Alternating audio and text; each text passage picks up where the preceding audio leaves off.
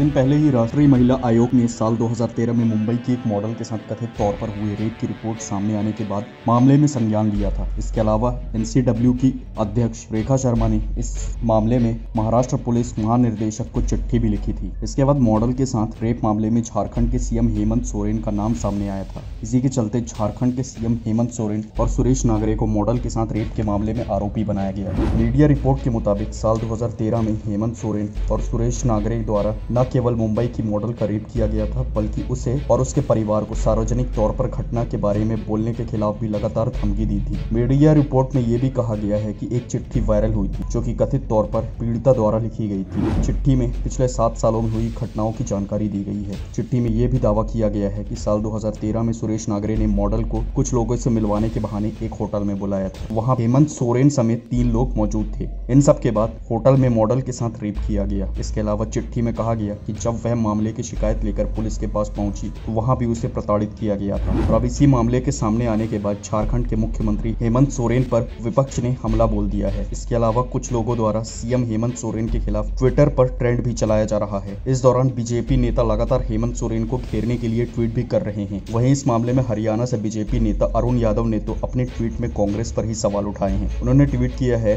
कांग्रेस चुनावों में अल्पसंख्यकों का हितैषी होने का दावा करती है, लेकिन अब वो क्या करेगी जिसकी सरकार का मुख्यमंत्री ही रेप का आरोपी हो। इसके अलावा दूसरा ट्वीट बीजेपी नेता विकास प्रीतम सिन्हा का है। इन्होंने अपने ट्वीट में लिखा है कि झारखंड के सीएम ने इतिहास रच दिया है, ऐसा इतिहास जिसके नजदीक भी कोई नहीं पहुंचना चाहेगा। राज्य के मुख्यमंत्री हेमंत सोरेन रेप मामले में आरोपी हैं और कुर्सी पर बने हुए हैं। हेमंत की नैतिकता और आत्मा मर चुकी है और उनके इस पाप में राहुल प्रियंका भी भागीदार है। अब सीएम हेमंत सोरेन दोषी है या नहीं, ये तो कड़ी जांच के बाद ही पता चल पाएगा। फिलहाल इस मामले में हमारी नजर बनी हुई है। जो भी अपडेट आएंगे हम आप तक पहुंचाते रहेंगे। तब तक देखते रहिए द हिंदुस्तान मिरर को। धन्यवाद। ट्विटर पर किस बात पर हो रही है बहस? मोदी ने कौन सा बड़ा ऐलान कर दिया? इंस्टाग्राम पर क्या फैला है? क्रिकेट जगत में किसने छुड़ाए किसके छक्के?